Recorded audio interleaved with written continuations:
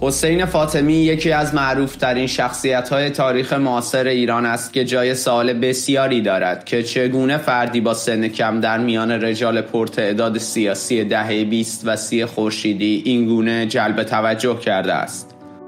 آیا تندروی و جاه طلبی او باعث این جایگاه شده یا اعدامش توسط حکومت وقت نام او را در تاریخ پررنگ کرده است؟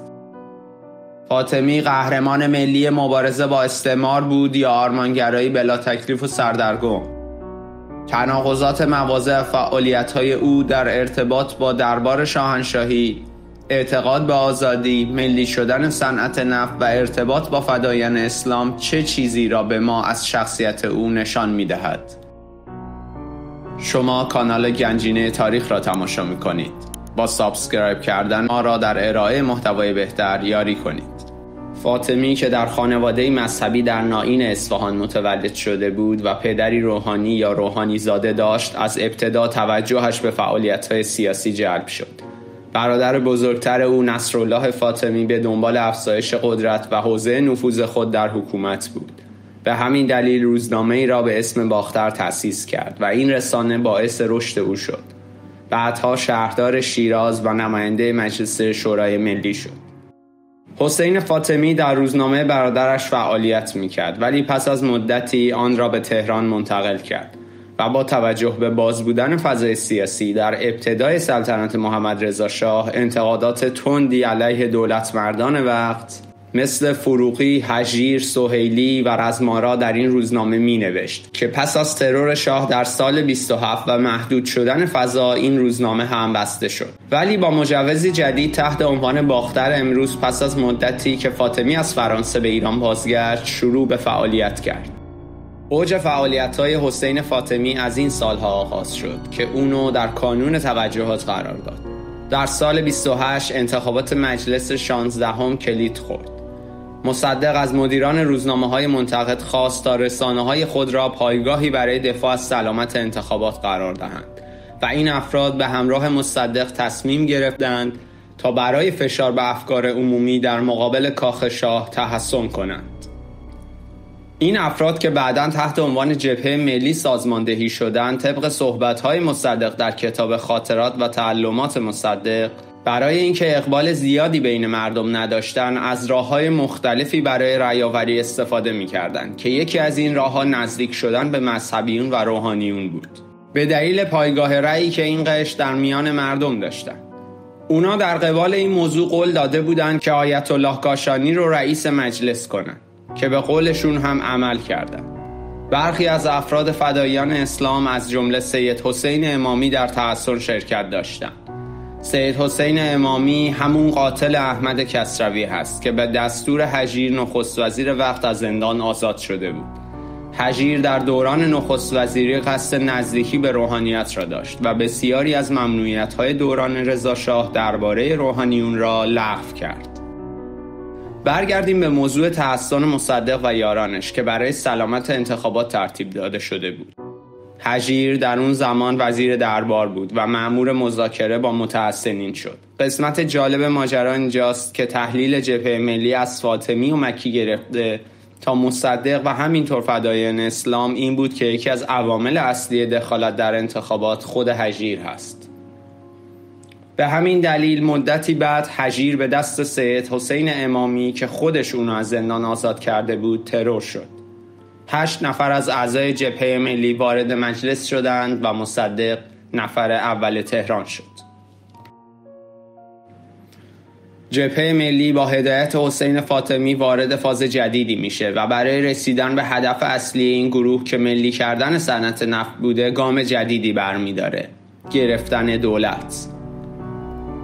در اون زمان رزمارا نخست وزیر ایران بود و یکی از طرفداران قرارداد 50-50 با انگلستان بود. اون زمان استدلال این بود که ما 50% از سهم نفت رو بدون راه اندازی تجهیزات و بدون در نظر گرفتن سود حاصل از فروش دریافت میکنیم. به این معنی که اگر نفت به فروش نرسد و زیانده باشد باز هم سهم دولت ایران پرداخت خواهد شد. اما در صورت ملی کردن صنعت نفت به دلیل نداشتن تکنسین و متخصص به تعداد کافی و همینطور تعمیر و نگهداری از تجهیزات نفتی دولت ایران به مشکل خواهد خورد. جبهه ملی از طریق چند راه هدف خود رو پیش می‌برد. اول از طریق نمایندگانش در مجلس از مصدق گرفته تا شایگان و بقایی که با اقلیتی که در مجلس داشتند اما جو پارلمان رو متأثر از خود کرده بودند و کسی جرأت مخالفت با ملی شدن صنعت نفت رو نداشت. از طرفی با در اختیار داشتن روزنامه‌های متعدد افکار عمومی رو جهت‌دهی می‌کردند و در آخر برای فشار به دولت مردان از نیروی قشر مذهبی مانند فدایان اسلام استفاده می‌کردند. طبق اعترافات و بازجویی‌های نواب صفوی، خلیل طهماسبی و برخی از اعضای جبهه ملی در جلسات متعدد این گروه‌ها با حضور حسین خاتمی، مکی، بقایی و غیره به همراه نواب صفوی تصمیم به حذف رزمارا گرفته می‌شود و به نوعی سناریو هژیر در شکلی دیگر تکرار می‌شود. رزمارا توسط خلیل طهماسبی ترور و پس از چند روز صنعت نفت با رأیگیری مجلس ملی اعلام می‌شود. مصدق با حکم شاه نخست وزیر می شود و به نوعی تمام برنامه ریزی ها و فشارهای جبهه ملی به نتیجه می رسد. در این زمان فاطمی معاون پارلمانی مصدق و رابطه بین او و محمد رضا شاه می شود. فاطمی در این دوران باعث شد تا کارهای دولت با سهولت بیشتری در ارتباط با دربار پیش برود، تا جایی که نشان همایونی از شاه دریافت کرد که با توجه به رویکرد فاطمی نسبت به دربار شاهنشاهی چند سوال مشخص پیش می آید. چرا فاطمی پذیرفته بود که رابطه بین شاه و مصدق باشد؟ نشان همایونی را از شخص شاه برای چه خدمتی دریافت کرده بود؟ و همینطور چرا هیچگاه توضیحی در این رابطه در روزنامه خود یا دست‌نوشته هایش منتشر نکرد؟ و در آخر با توجه به روحیاتی که از او سراغ داریم چرا از گرفتن نشان همایونی امتناع نکرد؟ پس از استعفای وزیر خارجه دولت مصدق، فاطمی به این پست منصوب می شود و مواضع او در ارتباط با دولت‌های خارجی تا حدی اعضای دولت را نگران می کنند. او در تصمیمی ناگهانی که مورد حمایت واضح مصدق هم نبود، سفارت بریتانیا در تهران را تحت عنوان فعالیت‌های جاسوسی تعطیل می کند و همه دیپلمات‌ها را به انگلستان باز می گرداند و در اوج تحریم‌ها شرایط بین‌المللی را برای ایران وخیم‌تر می‌کند. شاپور بختیار در آخرین مصاحبه خود در فرانسه از مدل شخصیت فاطمی صحبت کرد و اشاره کرد با اینکه شاید اعضای جبهه ملی خوششان نیاید، ولی برای ثبت در تاریخ باید بگویم که آقای فاطمی در دوران وزارت خارجه به دلیل رفتار تند، پرخاشگرایانه و جاه طلبانه‌ای که داشت، بسیاری از نیروهای وزارتخانه با او همکاری نمی‌کردند و در این ارتباط بارها مورد مؤاخذه دکتر مصدق قرار گرفته بود.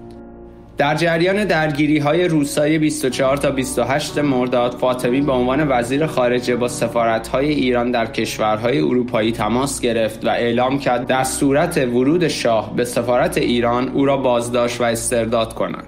همینطور با همکاری حزب توده مجسمه‌های شاه و رضا شاه را پایین کشیدند و در سخنرانی به تقلید از جمال عبدالناصر که در مصر علیه پادشاه این کشور کودتا کرده بود، اعلام جمهوریت و خلع سلطنت از پهلوی کرد که با مخالفت جدی مصدق روبرو شد.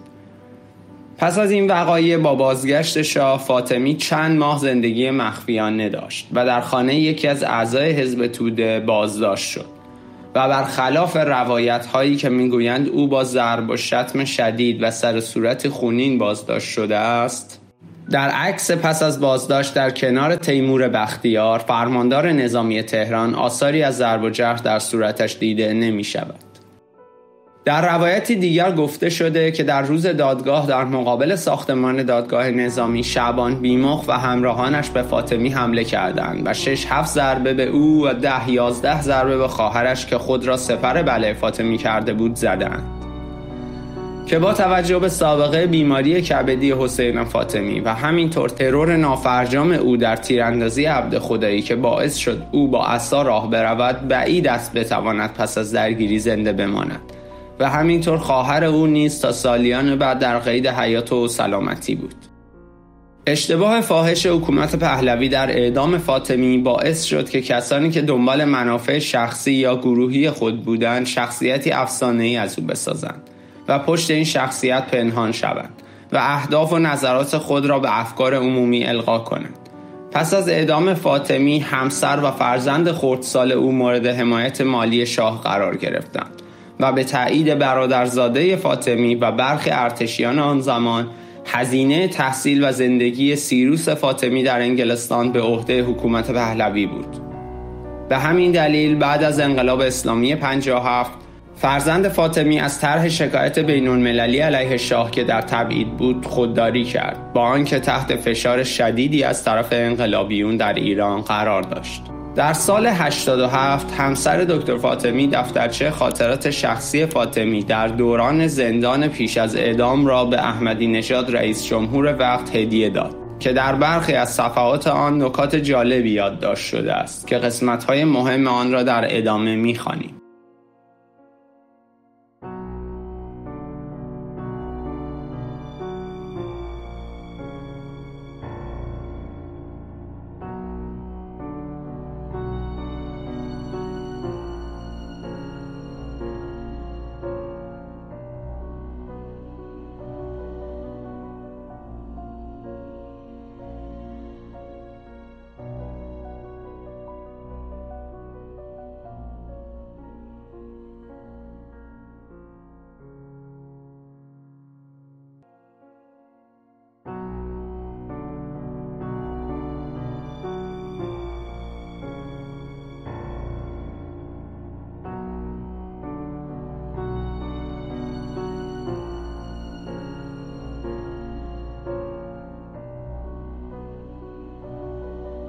ویدیو را اگه دوست داشتید لایک کنید و با دوستان خود به اشتراک بذارید.